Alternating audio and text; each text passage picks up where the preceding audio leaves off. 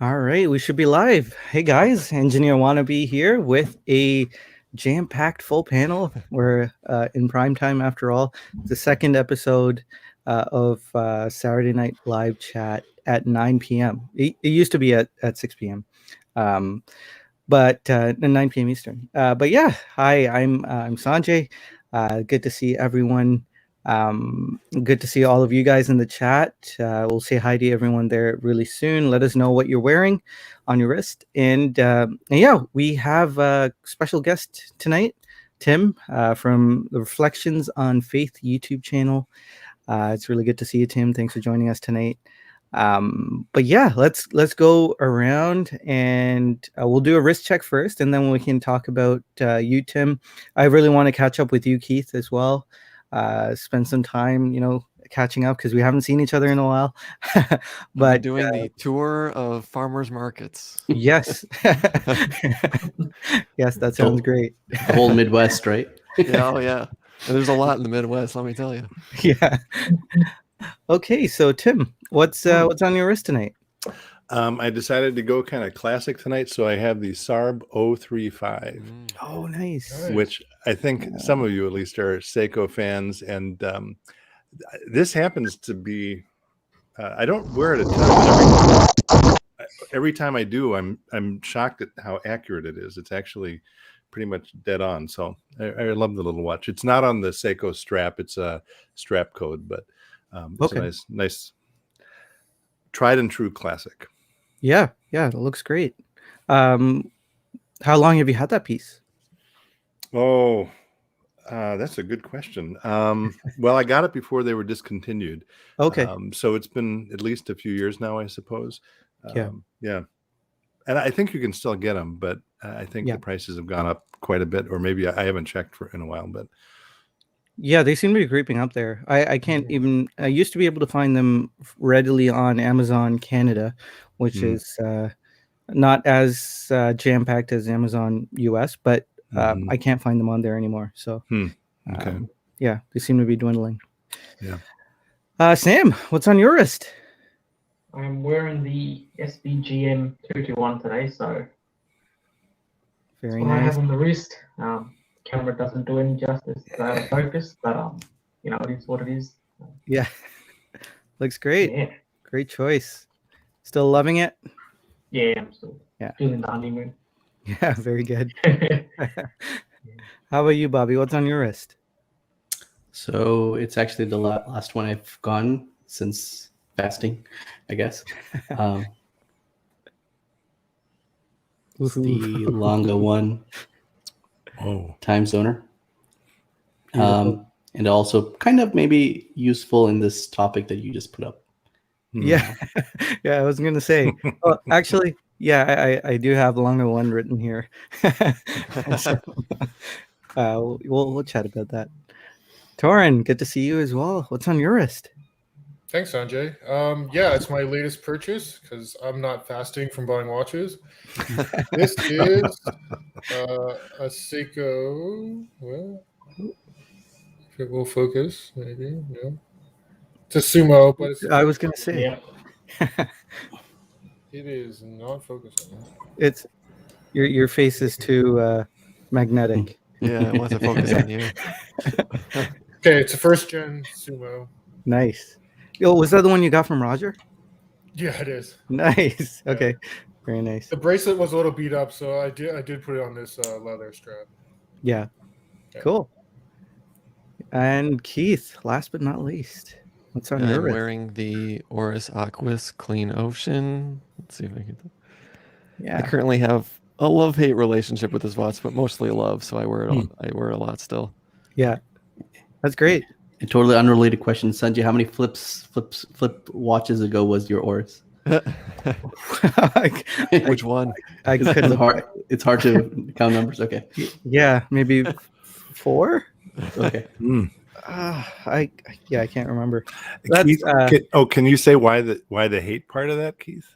Because it's very thick and heavy, and it's concentrated in like half the wrist because of the dial size. So sometimes it's a little uncomfortable to wear, but I love how it looks so much. I wear it anyways and just Depends on the day. Some days it's more uncomfortable than others, it seems. Okay. Yeah. And that's kind of why I flipped mine as well. I actually bought that one twice. And I flipped it twice, unfortunately. So I've learned my lesson. I'm not going to rebuy. At least, I don't know. Well, actually, I reached out to the closest Oris AD by me, actually the place where I bought this, and I wanted to see if they had the new 41.5 blue in, but they Yeah. don't. I guess they get them about 2 months after they're announced. So I Right. want to try it on just to see how it feels. Yeah. I really like the anthracite one of the 41.5. That's like a new colorway. It seems like Yeah. it looks really That good. looks good too. Yeah. All right. On my wrist, actually, I don't have the PO on because I wanted to, in honor of both Keith and Tim, I wanted to put this on. Nice. So this is the SPB 213. Nice. Yeah, we're all Seiko guys, all of us, Okay. except Bobby. Bobby, you're a Seiko guy too. Yeah, I think last week I wore the Save the Ocean. Yeah, Oh, yeah. right. Yes, Turtle. you did. Yeah. Yeah. Okay, so let's dip into the chat. I'm trying a new theme. I didn't know I could do this, but hey, look at that. That's pretty cool. Hey, Justin. Good to see you. Thanks for joining us. Desk Diver, you as well. Oil Money, thank you for wearing your Planet Ocean, but I didn't. Sorry. Bill K, good to see you as well. No Planet Ocean. That's quite all right. Nilo, how are you? Peter, we haven't done this in a while. Hey Keith, how's it going? Oh, hey, how's it going? Bruce, hey Bruce, good to see you. Hope you're doing better. Probably shouldn't say that. I shouldn't advertise everyone's health and well-being online. Chaz, hey, good to see you as well, Chaz. Peter, I don't think I said hi. Did I say hi to you? I think I did. Tim, you can see that we're really casual here. So No, that's great. No, I love it. I love it. Okay. Let's see. Kevin S is here as well. Thanks, Kevin. I still have this that you sent me. Bruno, good to see you. Wrist Ross, good to see you as well. Caliber YQG, hey man, we still have to get together at some point if you're ever in the area. Mezzanine or Meznine, good to see you as well. You're having a good evening. Leia, hey, good to see you. Wearing the Fierce Brunswick. It's a beautiful watch. Great Yeah. choice. The trash can of Canadian online shopping. I'm guessing that's Amazon when we're talking about that. Caliber YQG is wearing the Milgauss. Very cool. Matthew, good to see you. I'm going to guess you're wearing the Panamatic Lunar. I'm probably wrong. Fatal Fred, good to see you as well. Megan Van Pendergraph, okay, good to see you as well. I'm a little leery. We had a incident last week, so let's see. Chaz, I'm a believer. Oil Money. Okay. Oh, Darren's here as well. Good to see you, Darren. Hope you had a great day. And Bobby Legs, good to see you, Rob. Hope you're doing well. I just want to say I'm Team Bobby Legs.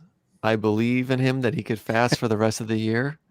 There you go. Alman thinks I'm naive, but I have faith that he can do it.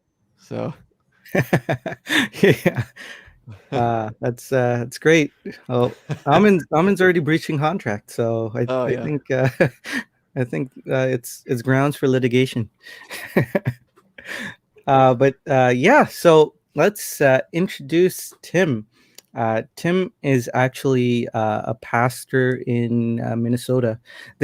I'm actually blown away by how many pastors and in church churchgoers, church leaders are in the watch community. There's a lot. I don't know if you know many of them, Tim. There's a YouTube channel named Half Past Blog.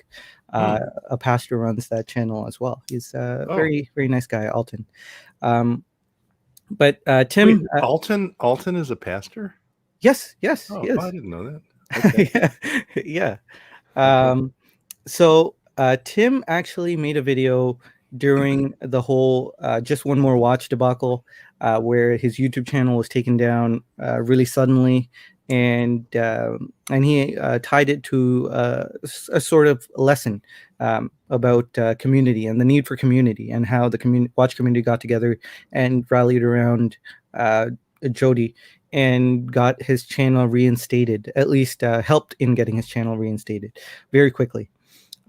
It just happened to EDC Gunner as well. And I believe he got his channel back. But Tim, we met through that, and so I invited him on. I said, "Hey, would you like to come on and chat about watches with us?" So he agreed, and here we are, full panel. So yeah, Tim, I don't know if you want to add anything to that. Yeah, no, it was actually a really powerful experience. Honestly, it was an example of the beauty of social media to make connections and build community. I thought, honestly, I actually sat down, and I don't know if he's watching tonight or not, but the guy who produces my videos, it happens also to be named Tim. So hello, Tim, if you're watching, and thank you for all your great work. But that was episode 124 for us. We started it up, with the pandemic.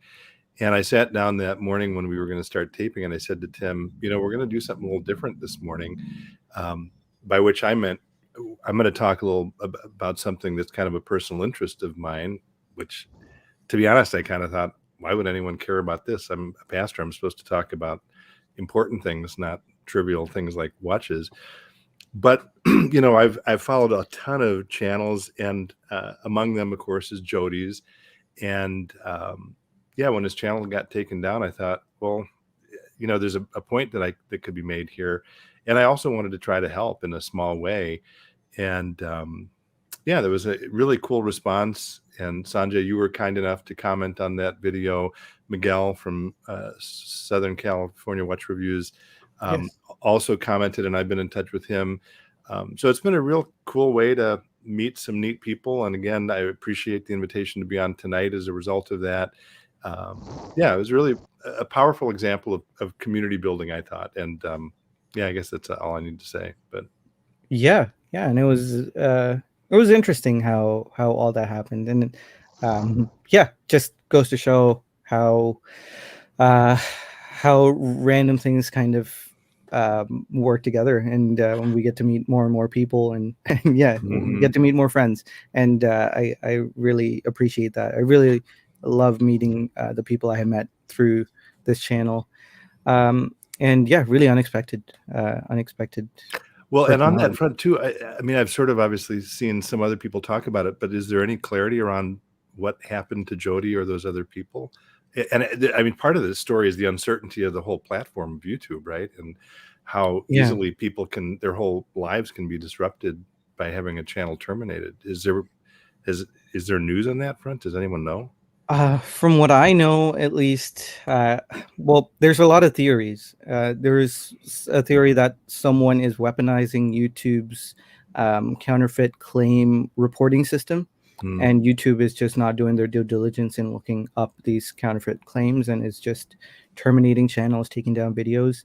That's a theory. I am not sure if there are any other theories going around. I don't know if anyone else in the panel is well versed in the situation, but it seems to be happening to a lot. Jory Goodman, the time teller, has got a few videos taken down. EDC Gunner was taken down. He was reinstated. Watchtalk was looking that up for us. He's back up and running, which is good to hear. But he was down for a few days, not just a couple of hours.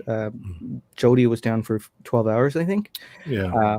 EDC Gunner was down for a long time. Wow. So it's getting pretty concerning. Yeah. And the one other thing I guess I'll say just before I forget is I do want to give a shout out to Dave at Just the Watch as well, who I think everyone knows he's actually a missionary in Japan, doing this watch thing kind of on the side. And Dave, again, if you ever see this, he was incredibly kind and generous, and forwarded that video, and I had a chance to correspond with him a lot or a little bit as well. And Dave, I was grateful for your thoughts. So thank you. Yeah. Yes. Very. Wouldn't have met you if Dave hadn't done that. So Yeah. I'm very thankful to Dave as well. Keith, let's move on. Let's talk about what's been going on with you. How have you been? It's been so long. Yeah, good. Yeah, as Yeah. soon as people around here got vaccinated, my schedule filled up fast, Yeah. especially on Saturdays. So Yeah, for sure. And you haven't added anything as to your collection. I don't believe. no, my goal with this year was to look at a lot of watches, try on a lot of watches, which I've been doing, but no additions. Yeah. And you've been looking at this specific watch. I know. I have, yeah. Tim, actually, I don't know if you kept yours, but you picked one of these up as well. Quite recently, I think. Yeah, I did. Yeah, go ahead. What do you Sanjay. think? What do you think, Tim? Yeah. Oh, it's stunning. I think it's stunning. Yeah, I do. Yeah, it's beautiful. Yeah. I've tried that one on multiple times recently. Yeah. And for you, Keith, the problem with this one is the fact that it has a silver dial. I think you were mentioning. Yeah, I So you'd prefer prefer- just plain white instead of having the silver. You'll see a lot of pictures online and video, and it looks just white, but in person, it's definitely silver. Yeah. So that's my only little hang up there. Yeah. So you were also going to you were really looking at the Grand Seiko season collection. Well, of course, I go look at Seikos, and right next to it is the Grand Seikos, and I can't help but try some on. And for whatever reason, the winter one has been jumping out at me of the seasons collection. I don't know if it's the blue hand or maybe I like the gray over the pink or something, but really, after I was definitely looking at Seikos, that was the mission to go there. And then I left, I came home and talked to my wife. I'm like, you don't believe this watch I tried on. And of course I went back to try it on again. No purchase or anything, but yeah, that's a nice watch. Yeah. So you're leaning towards the winter, right? Yeah, I do lean towards winter right now if I were to purchase one of the seasons collections. I know some people call it dirty snow. I think I just call it gray. I don't know. It's apt if you live in Chicago. The winter. Yeah, exactly. It's a good looking watch. I've never thought of it. No, I think what you said with the blue hand, blue sec. I think if the spring doesn't have that, I think the winter has a really nice the gray and the blue hand mix well. Is it titanium? I don't know. Yeah. If it was, okay. So basically the dial that changes. So it's a beautiful At least watch. from what I could tell trying it on, it was very light. But I feel like just the texture of the dial just really jumps out at you. I just got to decide if spending that on a watch would make me too anxious wearing it. Right. Similar to what Jeff McMahon experienced with the Tudor. unless the Oris that you're wearing you're having a love-hate. That's kind of like the beginning of love-hate. Yeah. Then you go Sanjay's route. Yeah, I did ask. Go ahead. No, I didn't want to say that it was the beginning of the end for the Oris Aquis, but it very well might be. Well, I went to two Grand Seikos ADs. They're like having to be 15 minutes from each other, and one of them buys pre-owned watches from So I did ask about it. I did not ask about pricing or anything, but I did ask, how does it work? Is it only trade-ins? Can I just sell the watch? So there's a plan. Okay, I got you. We'll see. I just can't give up. The dial on this Oris is so cool. I mean, I just love the shade of blue. It's probably, maybe besides any Grand Seiko, my favorite dial of any watch I've tried on in person. So that'd be hard to give up, but yeah, we'll see. Yeah. And just jumping back into the chat, Josh from the Town Watch is here. Josh, actually, speaking of pastors, is another pastor. I'm pretty sure he used to be a missionary. So there you go. It's mind-boggling. I truly did not know that. So I'm glad to be educated here tonight. All right. I'll have to find some of these other people. I want to say the channel Horology Insanity. He's also, I think, a pastor. Really? Oh, really? I didn't know that. Not Horology House. No, Not I'm Horology kidding, House. Sorry. From what I've seen him mention, I think that's the term he goes by, pastor, but I could be off. Huh. Okay. Kevin, feel free to take shots at everyone here. You really don't change your behavior just because. Oh yeah, that's an occupational hazard of being a pastor. Everyone thinks they've got to be on their best behavior. Just what's the line? Yeah. You got to be human before you can be holy. So let's just be human. That's just fine. Yeah. We're all people, and God is not a respecter of persons. So. Amen. So let's keep going through the chat here. Kevin, SPGA 373 is a beauty. Love the champagne dial. Dan, good to see you as well. Hey man. Let's see. Okay, Luke is here as well. Good to see you, Luke. And there we go. Free pass from Tim. Tim, I forgot to ask while we were chatting. How did you get into wristwatches? How long ago did this happen? How did you fall into this happen? This sickness. Yeah. It's funny. I've been thinking about that actually for a while, and I actually remember being in elementary school, having a few bucks burning a hole in my pocket, and going I don't even remember the name of the store, some department store near where I lived. And I bought this, I'm sure it was a huge, definitely a quartz on a bracelet. And again, I was in like 5th grade. I had no idea how to size bracelets, obviously. So I actually bought it, and I sort of just, Keith, you talked about the dial, right? And I was sort of drawn into the dial. I'd probably hate this watch today. As I recall, it had some little waves of water and a couple of dolphins, like, on it. I mean, it was a real deal watch. It wasn't a kid's watch, but I because I didn't know how to size the bracelet, I just stuck it in my desk and just looked at it. Anyway, that was a long time ago. And over the years, I've had a few. I actually remember having a Loris, which I think is made by Seiko, right? Yes. With a mesh bracelet. But the truth is, I didn't really get into them until a few years ago, and by them I mean sort of automatics or mechanical watches. And honestly, I kind of blame, in a good way, Christopher Ward. I love all things English, and their marketing is very effective, and I really like their aesthetic. And as a pastor, I'm kind of on the sort of more affordable end of things, and I feel like they're really good value for money. And so I sort of got bit by the bug with them. And then, of course, as you all know, well, as Jody's channel, the whole title of it, Just One More Watch, right? There's always another itch to scratch, it feels like. But that's been the last few years, I guess, just relatively recently. But it's weird how such a, it's this, none of us need these. No. But I don't know. I find them just endlessly fascinating. Honestly, the history of them, the technology, the design, the aesthetics, all of it. It's a great group of people too. So anyway, that's a long answer to your question, Sanjay. But no. I noticed you had some really heavy hitter books behind you as well, horology related. You posted you had A Man and His Watch. Probably one of the more quintessential books. Yeah, every YouTuber I've seen tends to have that one. I've got one by a guide by Hodinkee.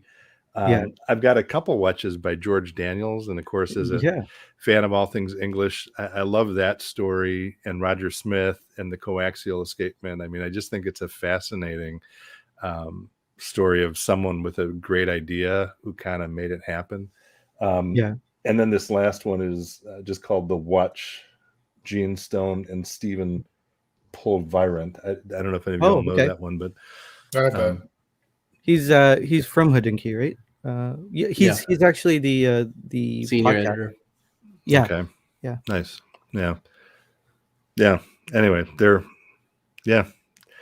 Who can say why we get bit by the bug? But I guess there are worse hobbies you could have, right? Yes, absolutely. Yeah.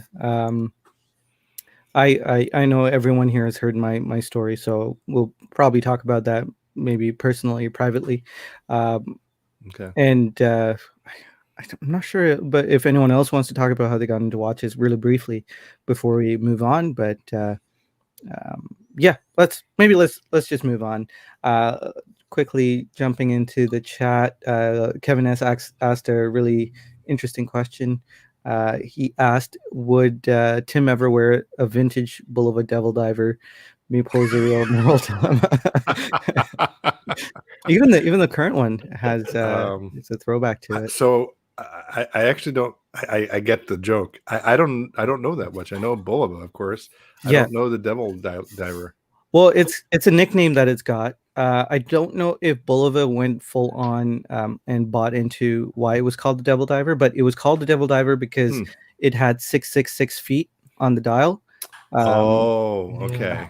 I'm not sure if that's 300 meters or 200 meters is 666 feet. I'm not quite certain, but that's why. I'd probably wear it. Yes. Yeah. I don't think that would stop me if I liked it. Yeah. Yeah, for a while I felt dirty wearing my Zin watches to church because it said Zin on the dial. Yeah, just to clarify though, that's because the owner's name is right. Helmut Zin, SIN. Yeah. I'm not sure if you're familiar with that brand, Tim, but yeah, for sure. Yeah, absolutely. Yeah. I probably wouldn't wear the Devil Diver only because it feels a little, not because I'm superstitious, mostly because it feels a little irreverent. But I wouldn't fault anyone for wearing it.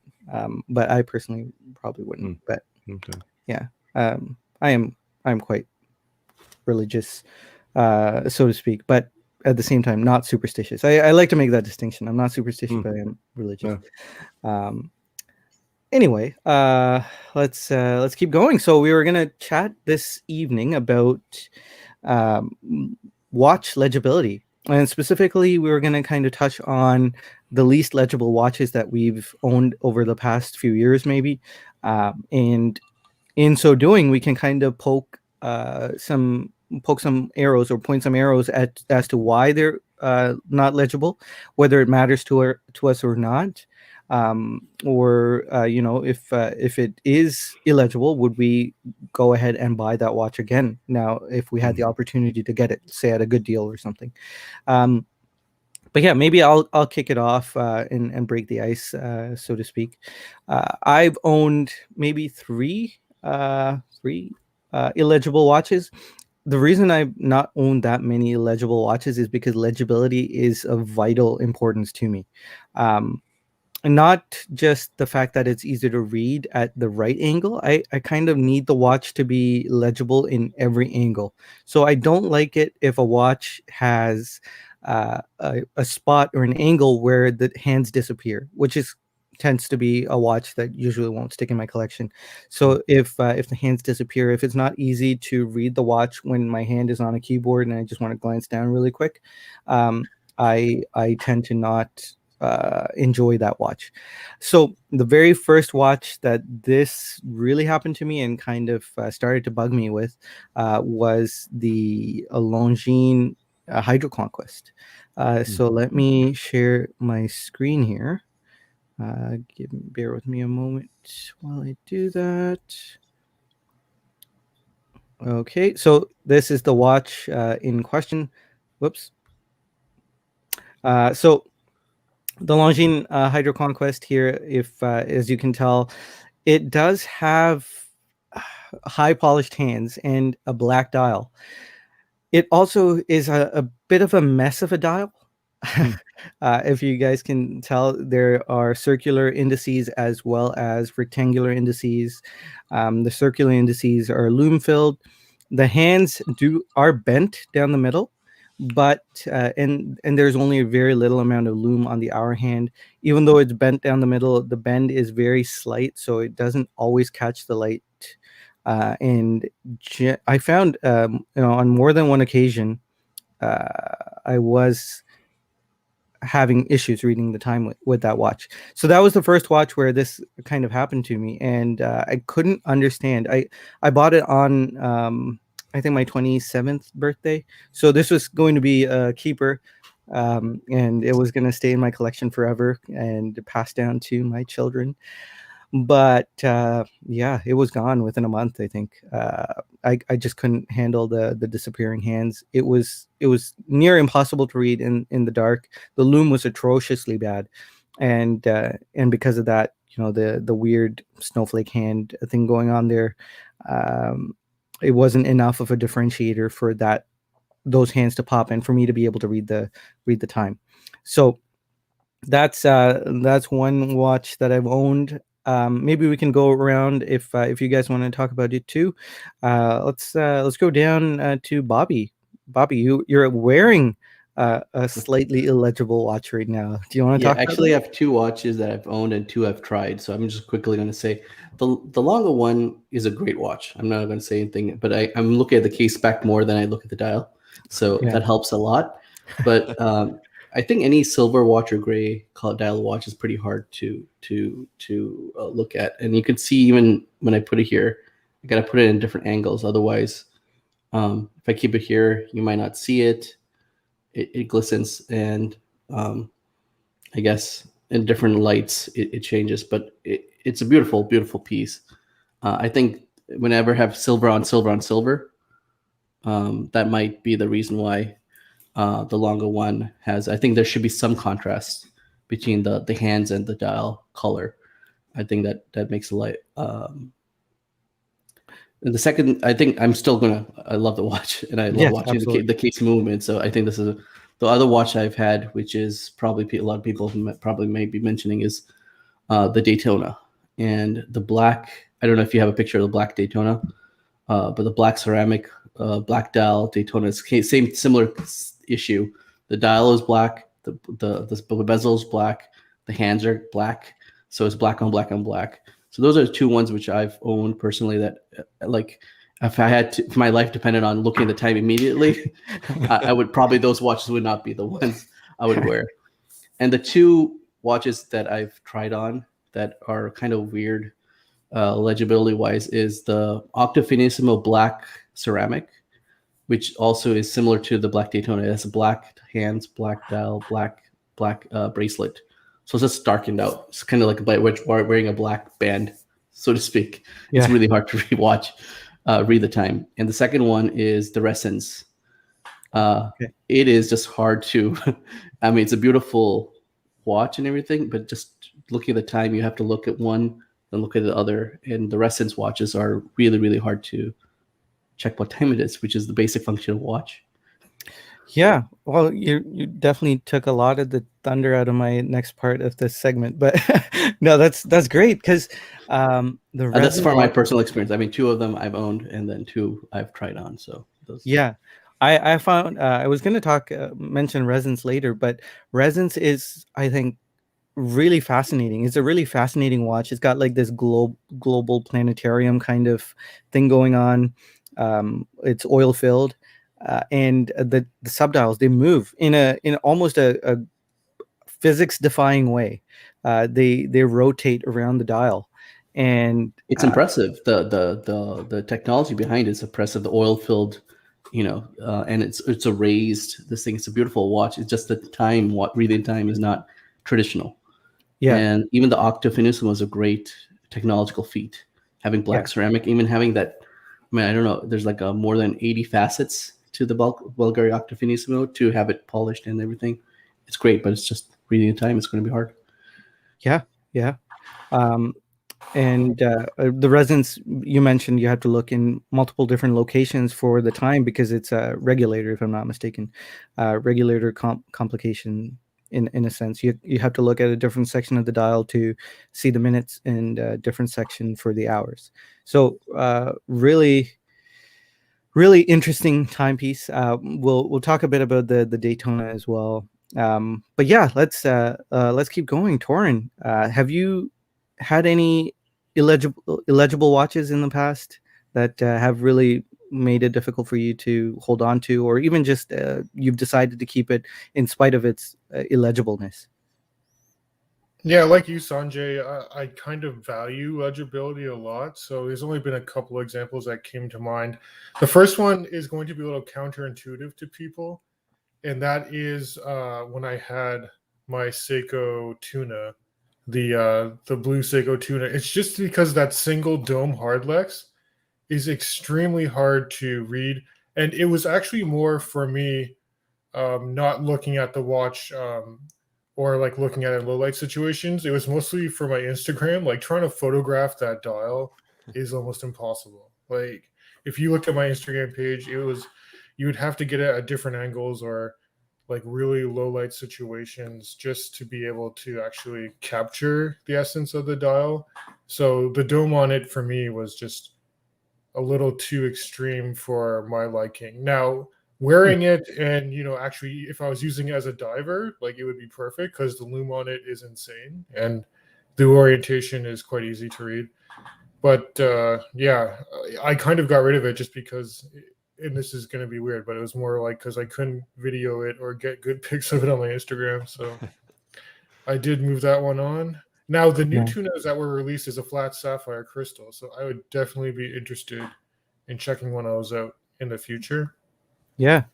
I don't know if you follow Jeff McMahon, but he actually recently got one of those sapphire tunas. So does Bob, like our Bob from Time to Go. He yes, he did. Yeah, and he loves it. So the steel one, right? Yeah. Steel bezel. Oh, it's really nice. But yeah, I could never manage that chunky tuna watch. So that's an interesting point you bring up. Like photography or watch photography is, I guess, a form of legibility. And I mean, it's never bothered me. I was actually talking to Brandon Manasio. He has a really great YouTube channel. If you guys haven't checked it out, you really should. I was talking to him about photographing the Planet Ocean that I recently got, and I find it really difficult to photograph the Planet Ocean. Not because it's glossy, it turns out okay, but for some reason the colors just always come washed out, and yeah, it never looks like it looks in real life. It looks, kind of weird and odd. So I've been kind of looking at that. I don't think it would ever make me sell a watch or not bond with a watch or whatever, but that's interesting that you had to move that on. If I'm not misunderstanding you, that you had to move it on because it was difficult to photograph, right? That is the reason. It's a shallow reason, and maybe I regret it a little, but no, it's not. You're a photographer. If no one's seen Everyday Watch Guy's Instagram channel, you take some really great photos. So as a photographer, it's not a shallow reason to have to part with a watch. Well, thanks for the shout out. Yeah. Yes, of course. Keith, it looked like you were itching to say something. I don't want to put you on the spot, but yeah, I've never owned an illegible. All my watches are super legible, just by happenstance. But to me, it is important because I've seen, when this subject has been brought up before, I've seen people make the argument that, oh, you could still check the time on your phone. But I love, for one, checking the time on my watch, and I like it that I could disconnect from my phone, look at something that's not a screen. Sometimes I'll leave my house without a phone. I'll put it in a different room because, like everyone else, I'm super addicted to it. So I like to have the legible watch because I do use it to check the time. So that's, so I never really understood that argument. First of all, have you ever been out somewhere and someone asks you, well, what time is it? It's like, yes, this is the moment I've been waiting for.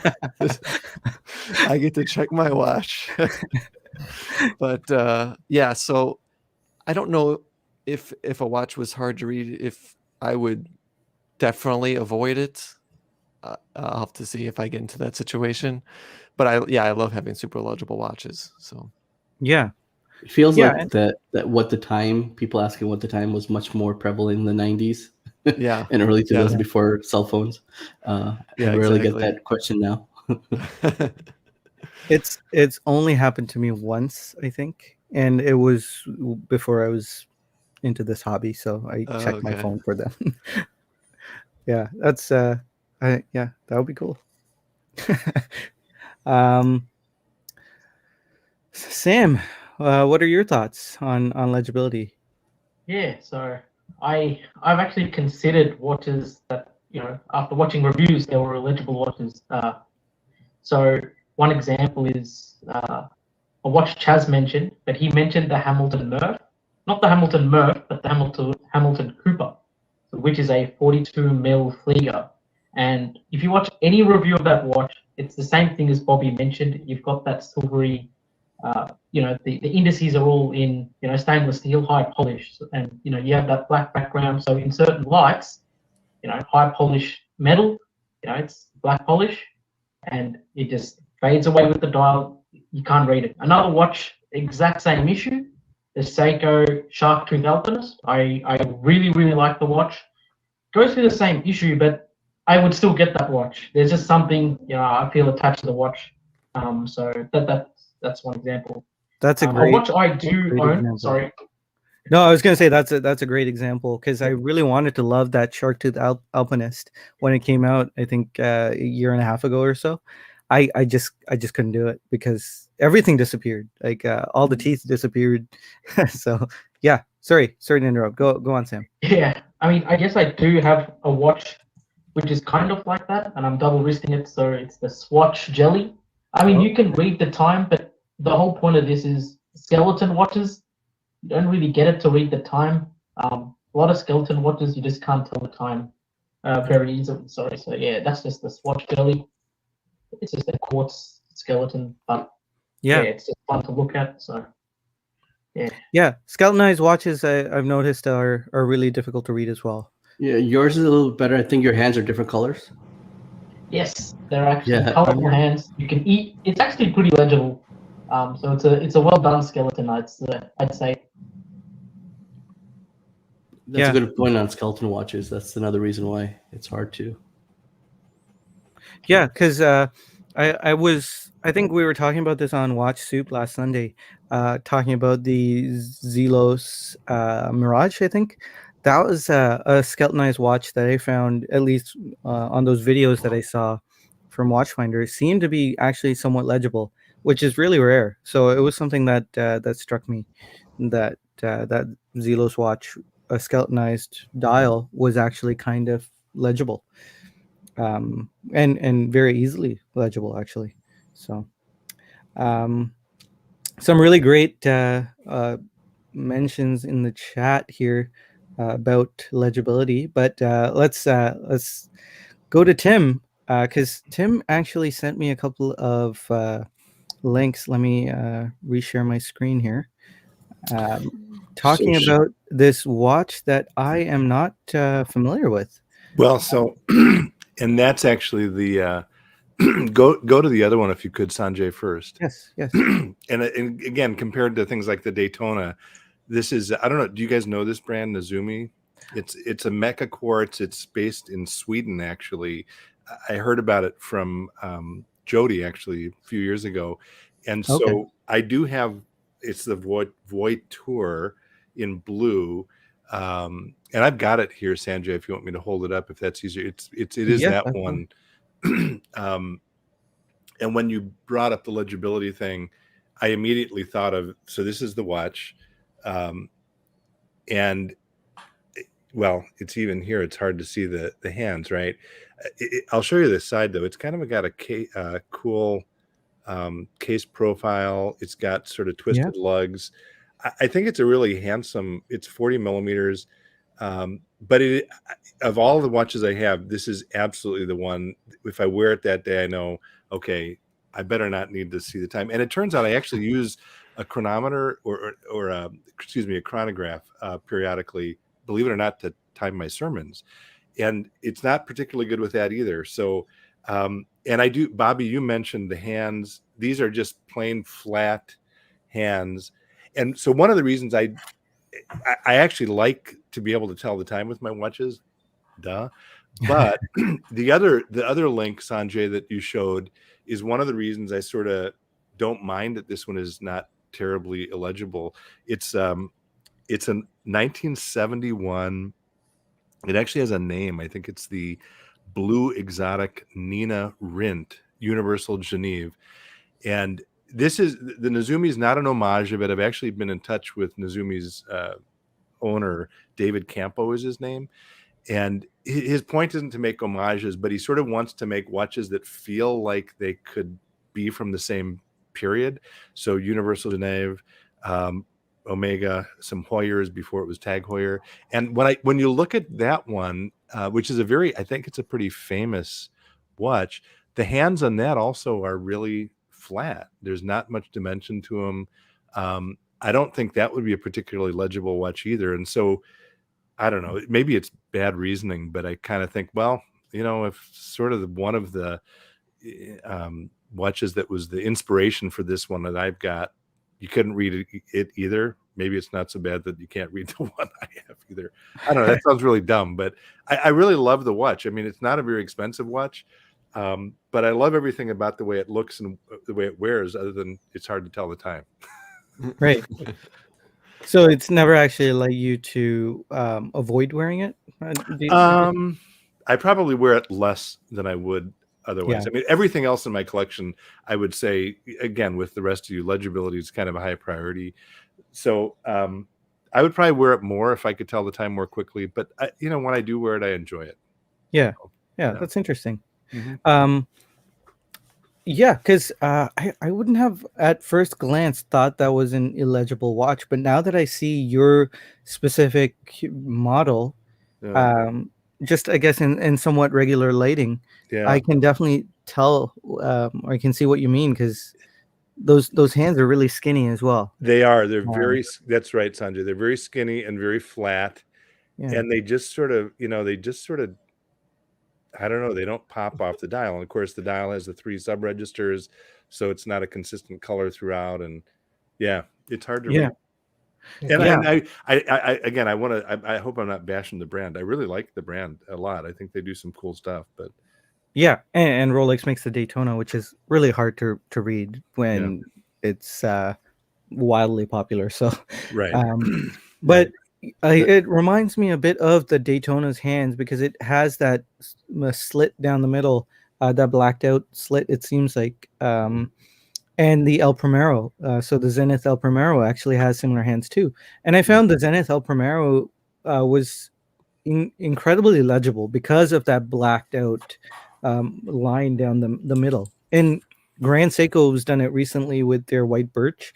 It almost looks like a loom strip on the hands, but actually it's just a brushed or almost like a blasted strip to try and increase the legibility of a somewhat illegible watch.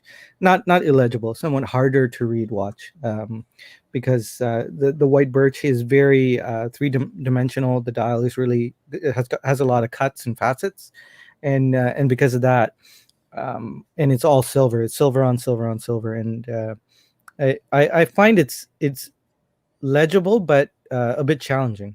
So it's interesting that those hands keep coming up. That's another reason why I appreciate the Speedmaster more, because of all the chronographs that you just mentioned, I think the Speedmaster is the most legible at a glance. Even because as a chronograph, it's really hard to, because of the subdials is a little busier dial. You have to have a good contrast. I think the Speedmaster does it. The Navitimer looks a little busy. The El Primero also kind of, some of the models are not as legible. Daytona, of course, is probably the least one, in my opinion. I don't know any other chronograph that is as easy to read the time as the traditional Speedmaster. Yeah, let's stick a pin on that, because I definitely want to chat about that a bit more. But I've been neglecting the chat a little bit here. So let's go in there and say hi, see what everyone is saying. Matthew Davis had an Omega 3511.80 that had polished hands that disappeared along with the dome crystal that was a reflection magnet. very interesting. I know Omega. I've had a few Omegas where I've struggled with legibility, and I'll bring it up really soon as well. Wrist Ross has the matte ceramic octo, so that's interesting. I don't know, Wrist Ross, if you actually have issues with reading yours. Legibility is part of Grand Seiko's grammar of design. Yes, it's one of their pillars. I think. I don't think it's part of the grammar of design, but it is one of their prerequisites. Although they've been kind of slacking on that part. They don't really care about it as much. At least it seems to be that way. Dan was mentioning I'm the opposite. I thought the all black Octo Finissimo was way more legible than I expected it to be. That's interesting because the Tudor black base ceramic was another watch recently released that was all blacked out, and it was weirdly legible. It not ideal, but really weirdly legible for an all blacked out watch. I don't know if you guys agree or disagree, but that's the point, right? It's really hard to have when your expectations are that low. yeah. When you have, it's a little better, I can probably see it in the middle of the day. But I think what I feel like they should do more is like all blacked out dial, blacked out, everything except the hands or something that gives some contrast. Yeah, and I think if Tudor didn't decide to use gray loom on those hands, it would have been a knockout of the park. If they used just their regular loom compound, I think it would have been a really attractive watch. But some people like not looking at the time, maybe. Okay, let's go through here. Jizzy Ninja was saying that he's literally selling his Daytona now. It's not worth what it's going for, to be honest. I don't know what it's going for right now, but I know it's egregiously high. Kevin S. Was not relevant. They're talking amongst each other. James Duffy, good to see you. The Tissot Janeiro is probably the most illegible watch I've ever had. Maybe looking to rebuy it though. That's interesting. I really like, Kevin was saying, I really like the SPBN tuna with the blue-black gradient dial. 98% of us that buy dive watches aren't looking to take them diving. Very true. Hey, Pete's here. Good to see you, Pete. Hey, all. I heard a take recently that the only reason the Moon watch is so popular is it's easy to photograph and get Insta likes. Toran definitely isn't alone. That's funny because I just released my video on the Speedmaster that I picked up today, so check that out after. Yeah, there you go. Toran, we picked up his Speedmaster together. So Kevin has a Seiko SPB 127 with loomed polished hands and a champagne dial. It's hard to read. The 127, is that the Alpinist? The cream dialed Alpinist? I can't remember. Justin R. Shark with no teeth. That's a sucker. That's a good one. Leia is saying a non-AR crystal is a big deal breaker for me. Yeah, I can totally see that. I have a love-hate relationship with the Tudor Black Bay 36 because of that. The non-AR crystal really bugs me on the black dial. Blue dial makes it a little more legible. Kevin is complimenting Sam's swatch. It is really cool, Sam. I didn't know you had that. Jizzy Ninja actually had the Nezumi. It's so cool, but impossible to read. Interesting. That's interesting. So did that person, maybe they're gone, did they get rid of it then? I wonder. I would think so because he used past tense. I had his watch. Yeah, there you go. Yeah, interesting. Nezumi did an RUF collab that was hot. Sold out right away and goes over retail. Yeah, that was earlier this year. Mm-hmm. Yeah. What's RUF, if you don't mind? I have no idea. Okay. Yeah, that's it seems familiar, like that acronym, but I can't. Yeah, it was made in Germany. I think it had something to do with racing. I don't know. I did see it though. Yeah. Yeah, maybe I'm thinking of RAF, Royal Air Force. I don't know. Legibility is a high priority for me, says Dan. Another reason I love dive watches, except the Longines Hydro Conquest. That was illegible. Kevin S. loved my Tudor North flag for great legibility. Tudor does it right. Grand Seiko does it right too. Grand Seiko does not have loom on a lot of their watches, but they have, I think, 9 facets on their hands, and it is easy to read, really easy to read. Even on a black dial with their Zaratsu polished hands, it's really easy to read. Kevin S asks, "What about the all blacked out Seamaster 300?" That looked like a nightmare. I don't know if you guys have any thoughts on that, but Similar thoughts of the Black Bay Chrono too. Same situation. Black Bay ceramic. Yeah. Gucci Maze Seiko 5s are entirely illegible but look cool. I'm not familiar with those. I'll have to look those up. But yeah, so I was we were talking about the Speedmaster, but I was gonna bring up an illegible Speedmaster. So let me reshare my screen here. One of the Speedmasters I've had was let me see. Yeah, there you go. The FYS. It was I'm being a little unfair. It wasn't entirely illegible, but those hands completely disappeared for me. The minute hand has a really tiny sliver of a loom stripe, and the hour hand kind of has this really tiny triangle. But these alpha hands, I'm sure I believe they're called, these alpha hands are high polished. The logo here was applied, it completely disappears. The alpha hands disappeared for me, and though I really love this watch, I just I really couldn't do it. One of those. Is that a sapphire crystal? Yes. Yes, that's probably another reason why. If it was a Heslite, it probably would have. Yes, you're right, actually, because it was a sapphire crystal, no AR coating on these, I don't believe, and I had quite a few issues with legibility. I remember driving and being really annoyed because I couldn't read the time with where my hand was on the steering wheel, and that seems really really petty, but just move your hand and you'll be able to read the time. But I don't want to move my hand. I want to read the time where my hand is.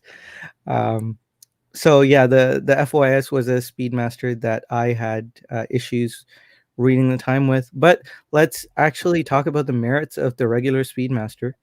Sorry about the.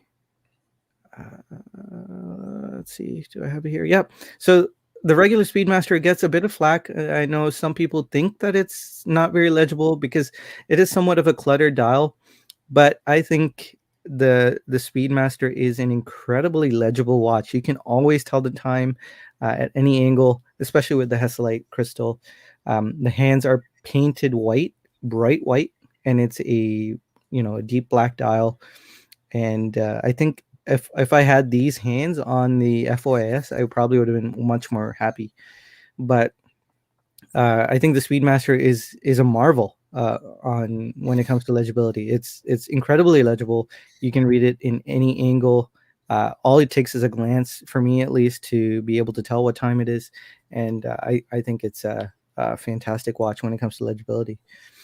I mean, it's literally used to save lives of astronauts. So, I mean, it has a lot of story to it too. But I think of all the chronographs out there, I mean, there are some, like I think in the chat they were saying the Zin 103, which is a good example, but it's a similar design, right? It's a similar kind of. I mean, I think the Speedmaster of all the earlier chronographs, or iconic chronographs, I think Speedies. Yeah, stands above all. I'd say probably, at least to my knowledge, is the most legible chronograph of all time, at least to my knowledge, my limited knowledge.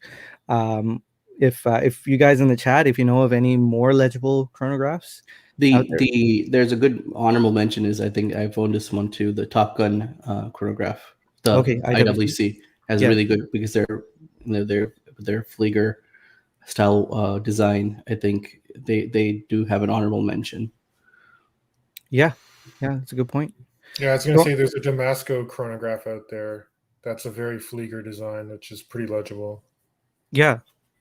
Toran, how I know you got a Speedmaster recently as well for the first time. How are you enjoying that?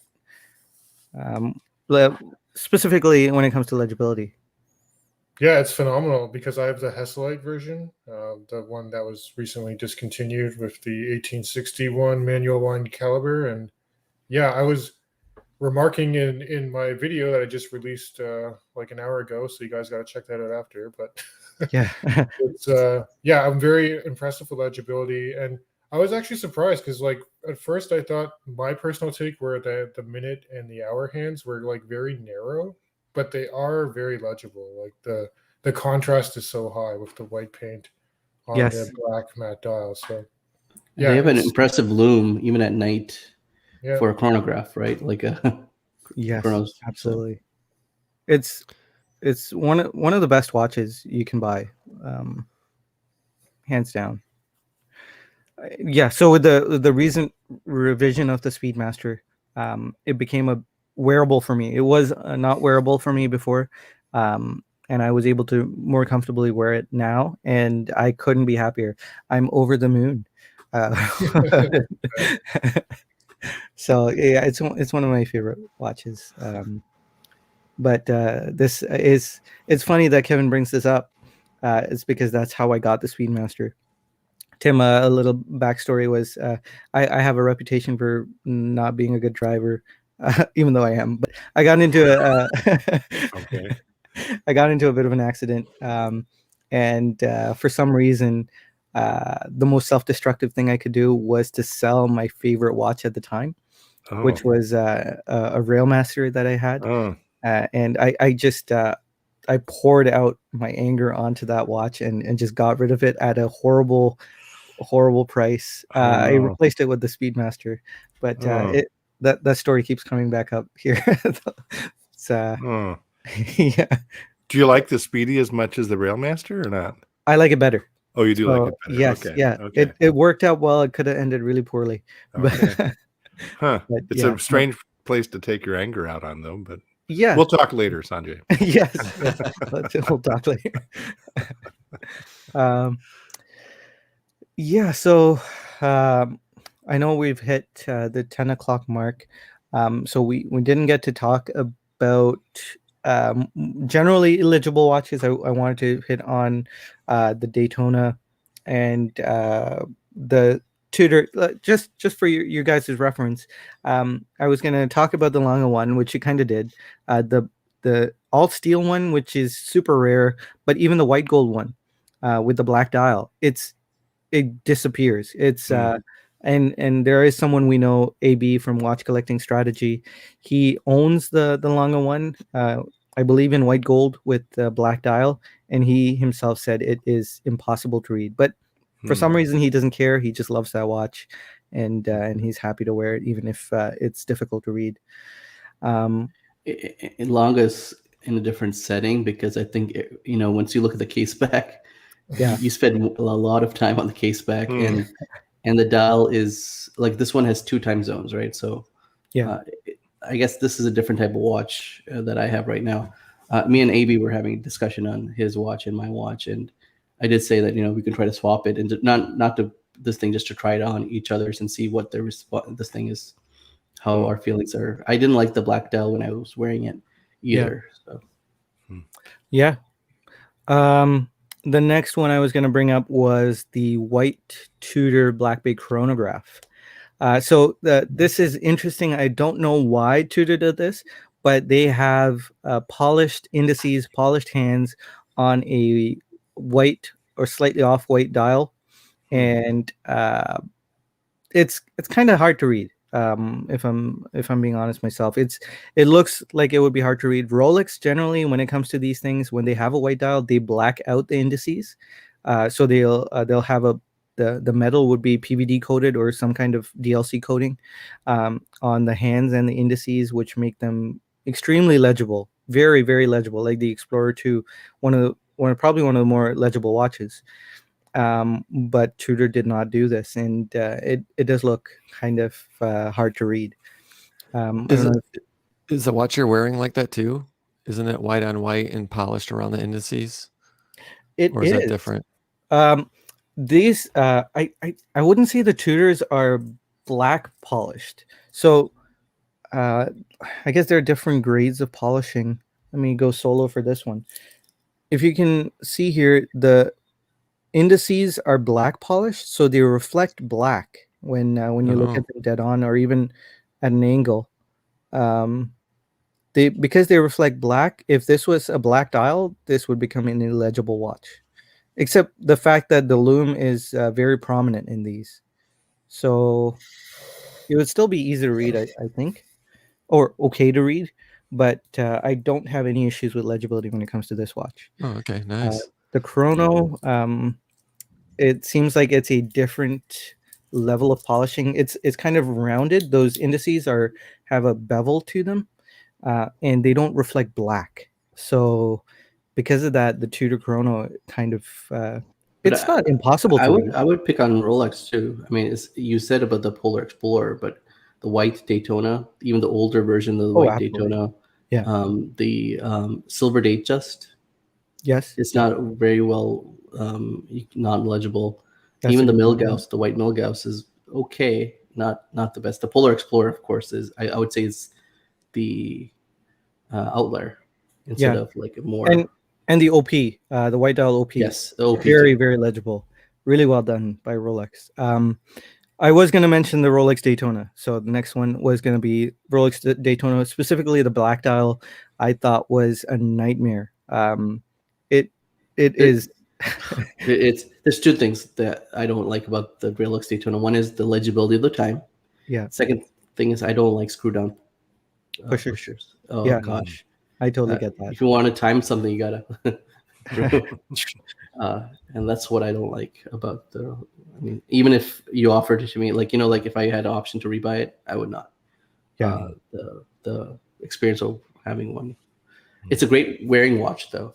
It's not a super case like most of the GMTs and Submariners.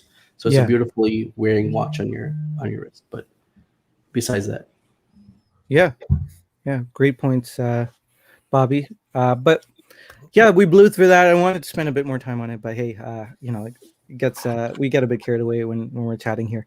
But I'm just gonna dip into the chat just to say goodbye to everyone, and we'll wrap up.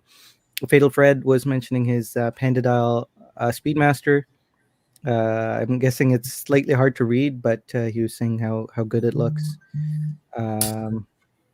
Let's see.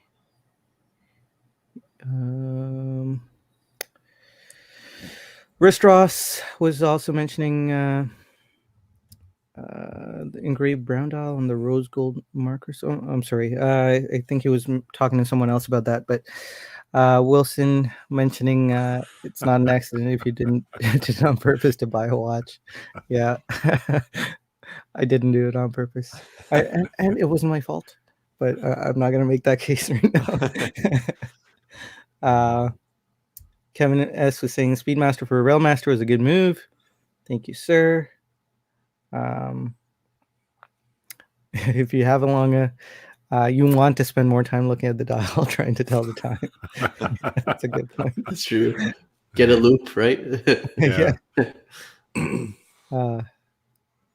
But yeah, here we go. Kevin is saying Bobby is the GOAT, greatest of all time. High praise there, Bobby. But yeah, thanks guys. It was really good to see you all in the chat. I really appreciate you all. Hope you all have a great night, restful night. Thank you everyone on the panel. Tim, it was really great to meet you face to face, so to speak. But do you want to plug your channel? Sure. Yeah, we're, I started it at the start of COVID, and yeah, check it out. Reflections on Faith. I think we're up to 130 some episodes, and yeah, check it out.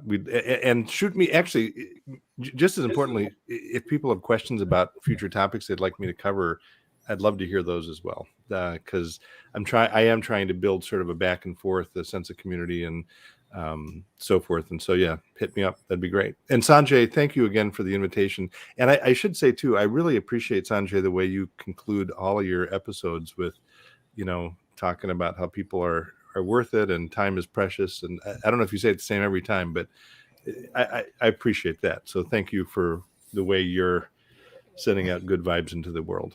Well, thank you. Yeah, I don't say it every time. I just say what comes to mind at that point, really. It's usually good vibes, though, Sanjay. So, yeah, It we is, appreciate it. So, Yeah, I like it. Yeah. Yeah, we'll see you when I hit another car. Nice. I think that's what's made the story much more, is because it was you, Sanjay. Yeah. If it was someone else, it would have been like another story. But when you got angry at your watch, it was, wow, Sanjay got angry. Yeah. No, I'd much rather get angry at a watch than someone else. So, yeah. Even though it wasn't the watch's fault, I guess. Anyway. Yeah. So Toran, everyone check out Toran's channel. He has a new review on the Speedy that he just posted a few hours ago. So do check. It was a good review. I actually saw it, Toran, before I entered. I was watching it like at 8:40 something, and I was like, "Oh my gosh, it's almost." I posted it right before this, like at 8:30. So sorry. It's yeah.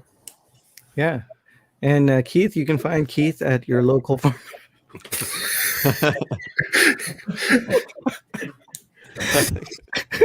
I couldn't finish. He hangs out at booth 43. Yeah. I don't know how that became an inside joke, but yeah, Keith. I know you don't spend your time at farmers. It's actually been a long time since I've been at one. Years. And guys, check out Sam's YouTube channel as well, Sands of Time.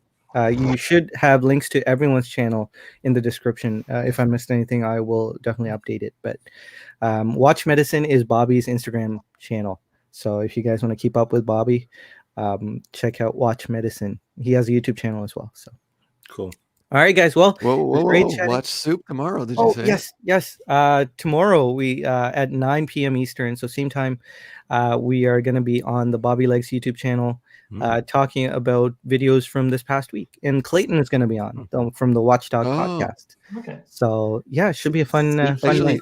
Keep bringing in the timely reminder. Yes. To watch it. At the very last second. You haven't been there the past few weeks, so I've been actually forgetting to. Yeah, actually, you may talk about it on Watch Soup tomorrow, but the most recent episode of the Watchdog podcast with Jeff and Man was really good, I thought. It was really good. They had to re-record it too.